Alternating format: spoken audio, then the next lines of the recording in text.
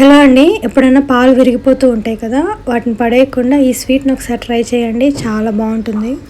ఈ విరిగిపోయిన పాలని వడకట్టేసుకొని గట్టిగా పిండేసుకున్నామంటే ఈ విధంగా పన్నీర్ వస్తుంది.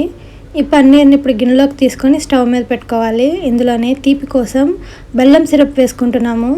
ఇవి రెండు ఒకసారి బాగా మిక్స్ చేసుకోవాలి. ఒకసారి అంతా కలిపిన తర్వాత ఇప్పుడు ఇందులో ఇంకొంచెం మంచి టేస్ట్ రావడం కోసం కండెన్స్డ్ మిల్క్ వేసుకుంటున్నాము.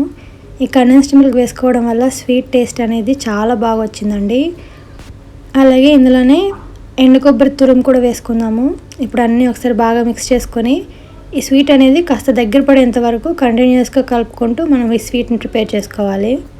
చూసారు కదా, ఈ విధంగా కాస్త దగ్గర పడిన తర్వాత మనం వేరే ప్లేట్లో తీసుకొని పీసెస్గా కట్ చేసుకోవచ్చు, లేదంటే గిన్నెలో వేసుకొని స్పూన్తో అలాగనే తినేసేయచ్చు అనమాట.